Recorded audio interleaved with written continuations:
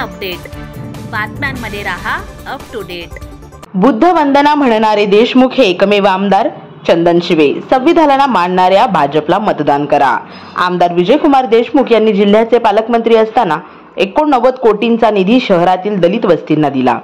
सत्तेतल्या 7 वर्षाच्या कार्यकाळात आमदार देशमुख यांनी सोलापूरकरांसाठी दुसरी पाईपलाईन मंजूर करून आणली।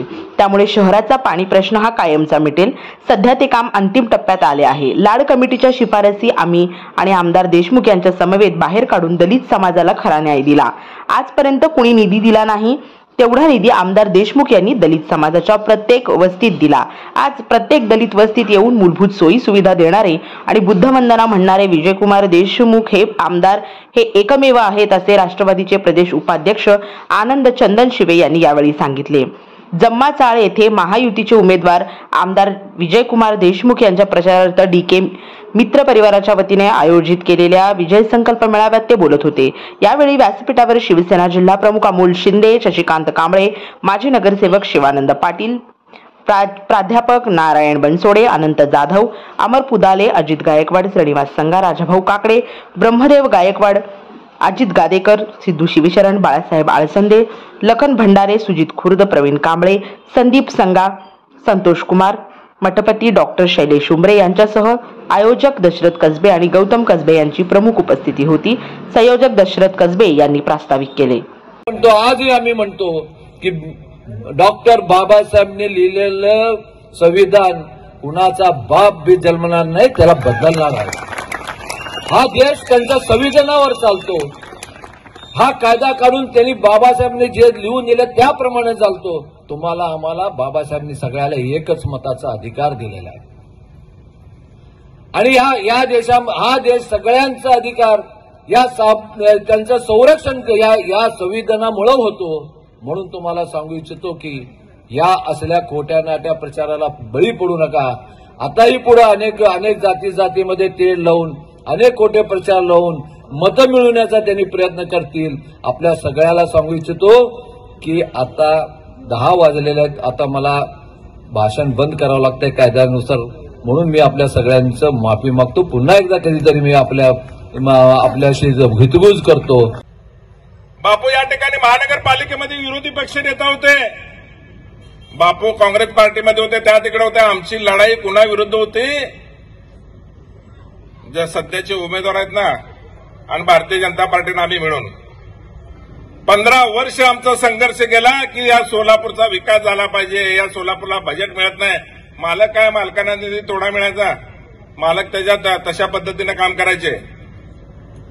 परंतु तुम्हाला महापालिका ताब्यात दिली होती 30 वर्ष, त्या 30 वर्षामध्ये काय दिवा लावला ही लोक विचारणार आहेत, लक्षात ठेवा। जे समोरचा उमेदवार आहे, समोरचा उमेदवार काय म्हणतो की 20 वर्षात काय केलं? अरे बाबा, अख्खी महानगरपालिका वरबाडून खाल्ले आणि 10 वर्ष तिकडे गेलो तुम्ही, परत नंतर 5 वर्ष इकडे आलो। आता म्हणता की 20 वर्षात काय केलं? 20 वर्षात काय केलं ना, अख्ख्या मतदारसंघामध्ये आचारसंहिता लागली ज्या दिवशी, त्या दिवशी मालकाला वेळ नव्हता, एवढी उद्घाटन केले आणि पहाटेपासून सकाळपर्यंत उद्घाटन करत फिरत होते भूमिपूजन। कुठं निधी दिला नाही, कुठं काम झालं नाही। कुठला तर एक फोटो काढायचं आणि व्हायरल करायचं, हे कसं झालं बघा। मग या कार्यक्रमाच्या माध्यमातून मला एवढंच सांगायचं आहे, या मेळाव्याच्या माध्यमातून की येणाऱ्या 20 तारखेचा या ठिकाणी मालकाचं जो तुम्हाला भाषण ऐकायचं आहे, मला भरपूर बोलायचं आहे। परंतु बापू या ठिकाणी मला एक गोष्ट अजून आमच्या समाजाला सांगायची आहे। जी लाड कमिटीचा कायदा या ठिकाणी जी पेटीमध्ये कोंडून ठेवणारी होती ना, ती गोसावी आणि त्यांच्यावर दबाव आणणारा कोण होता? तो सध्याचा उमेदवार। त्यांनी लाड कमिटीचा कायदा या ठिकाणी लावू दिला नाही। ज्या वेळेला आनंद चंदन शिवे एक झाडूवालीचा मुलगा त्या ठिकाणी नगरसेवक झाला आणि चंद्रकांत गुडेवारसाठी मेन विजयकुमार देशमुख मालकांनी सोलापूर 2 वेळा बंद केलो आम्ही। मालक चंद्रकांत गुडेवारसाठी तुम्ही मी सोलापूर 2 वेळा बंद केलो आणि गुडेवार साहेबाला सांगितलं की लाड कमिटीचा कायदा लावा। बापू तुम्हाला सांगतो 1978 ला कमिटी झाली आणि 84 ला कायदा लागू झाला. सगळ्या महाराष्ट्रामध्ये लाट कमिटीचा कायदा लागू होता, पण सोलापूर महापालिकेमध्ये नव्हता. ज्या वेळेला माझ्यासारखा एक नगरसेवक काम करणारा झाडूवालेचा मुलगा त्या ठिकाणी गेला, ठराव केलो आम्ही आणि गुडेवार साहेबाला पकडून आम्ही गुडेवार इथं राहायला पाहिजे म्हणून या ठिकाणी देशमुख मालकांना आम्ही रस्त्यावर आलो. कार्यक्रमाचे आयोजक माझे बंधू दशरथ कसबे, गौतम कसबे व त्यांचे सर्व सहकारी, आता प्रत्येकानेच त्यांच्या भाषणामध्ये आमदार विजयकुमार देशमुख मालकांनी कशा पद्धतीचं काम गेल्या 20 वर्षामध्ये केलंय ते आपल्यासमोर सांगितलंय. सोलापूर शहर उत्तर मतदारसंघ हा भारतीय जनता पार्टी शिवसेना युतीचा बालेकिल्ला म्हणून संपूर्ण महाराष्ट्रामध्ये ओळखला जातो आणि तो येणाऱ्या काळात सुद्धा आपल्याला तसाच अबाधित ठेवणं हे आपल्या सगळ्यांचं कर्तव्य आहे. विजयकुमार देशमुखांच्या कामाची ख्याती खूप आहे की ते बोलतात कमी आणि काम जास्त करतात. हा अनुभव प्रत्येकाला त्यांच्या जवळ गेलेल्या सर्व सहकाऱ्यांना आलेला आहे. पूर्वी आमदार फंडातून तुम्हाला माहित आहे 2-3 करोड रुपये मिळायचे, पण गेल्या 5 ते 10 वर्षामध्ये जर ज्या पद्धतीनं विजयकुमार देशमुख मालकांच्या माध्यमातून जर त्यांचा कामाचा निधी बघितला तर 1000 कोटीपेक्षा जास्त निधी शहर उत्तर मतदारसंघामध्ये आणण्यामध्ये ते यशस्वी ठरलेले आहेत.